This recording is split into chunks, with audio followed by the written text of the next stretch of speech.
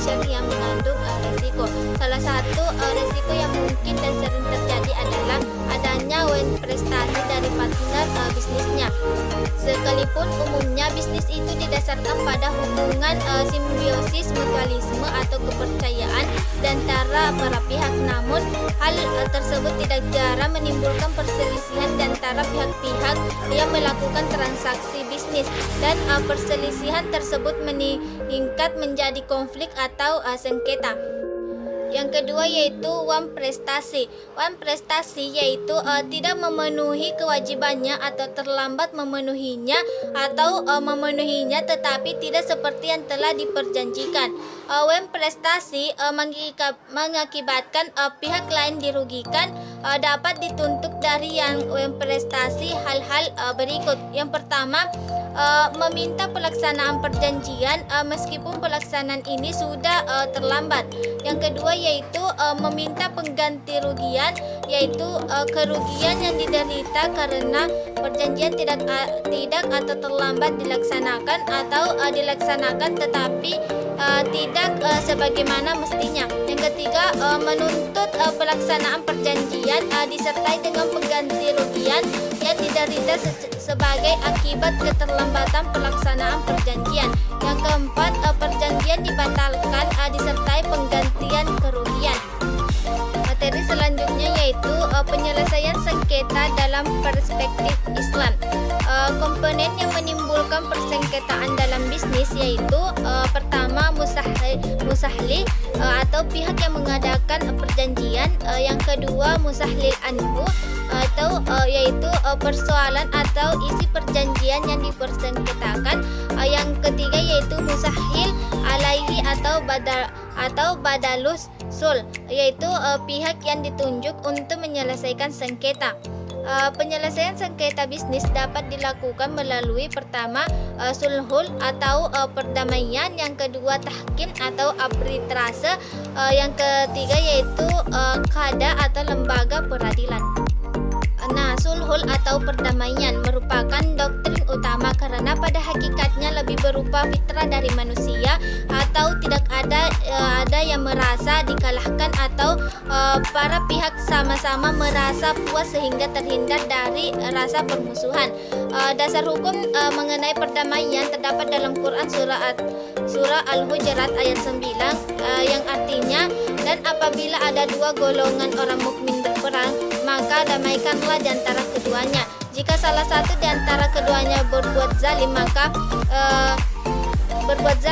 terhadap yang lainnya, maka perangilah yang berbuat zalim itu sehingga golongan itu kembali kepada perintah Allah. Jika mereka telah kembali kepada perintah Allah, maka damaikanlah antara keduanya dengan adil dan berlaku adil. Sungguh Allah mencintai orang-orang yang berlaku adil.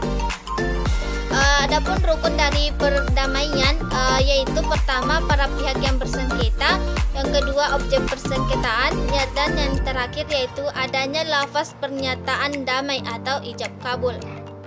Tahkim atau arbitrase merupakan upaya penyelesaian sengketa melalui keterlibatan pihak ketiga di luar dari pihak yang bersengketa sebagai wasitnya.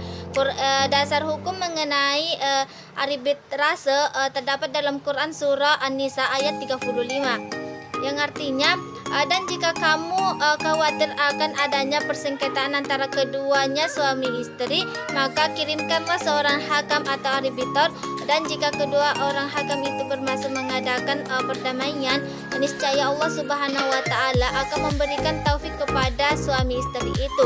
Sesungguhnya Allah Maha mengetahui dan Maha teliti. Materi selanjutnya yaitu terbentuknya lembaga arbitrase Islam di Indonesia. Badan Arbitrase Muamalah Indonesia atau BAMUI merupakan wujud dari arbitrase Islam di Indonesia. Pendirinya diprakarsai oleh MUI. BAMUI berbentuk yayasan sesuai dengan Akta Notaris Yudo Paripurno SH nomor 175 tanggal 21 Oktober 1990. Assalamualaikum warahmatullahi wabarakatuh. Perkenalkan, Mas saya Muhammad Akbar Anjanto, Prodi Perbankan Cara 1 semester 3. Di sini saya akan melanjutkan materi mengenai dari mata kuliah pengantar bisnis kriteria dari kelompok 2, yakni latar belakang BAMUI. Satu,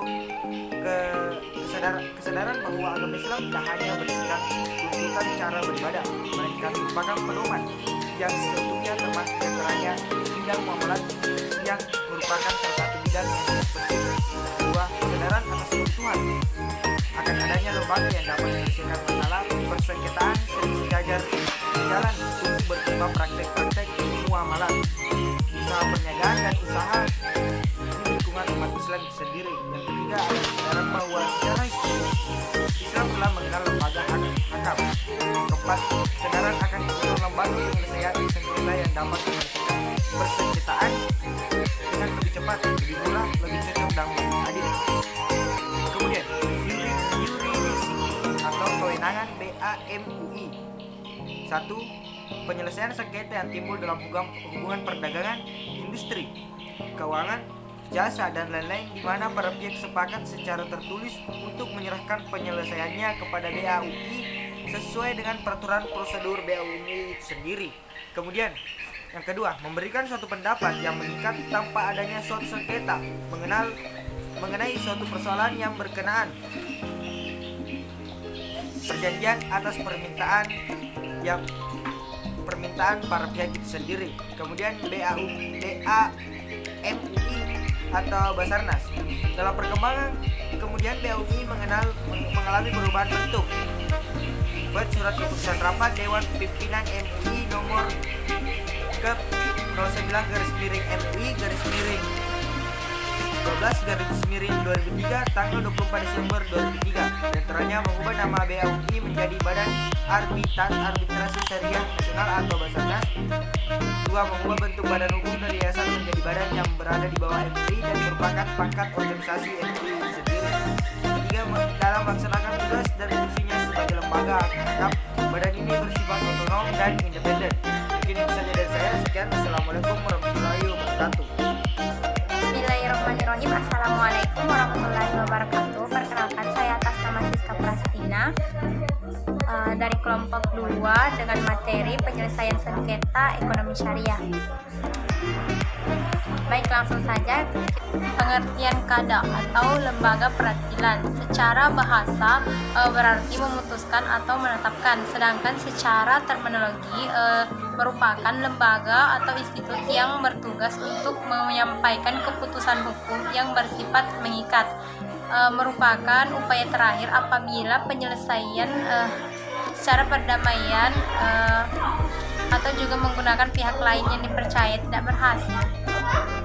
Poin yang kedua yaitu sifat qada, di mana qada ini bersifat antagonistis dan selalu menimbulkan kedengkian di antara umat manusia karena adanya keterpaksaan menerima keputusan dari pihak pengadilan, baik memenuhi rasa keadilan ataupun tidak. Baik, yang ketiga yaitu lembaga peradilan di Indonesia.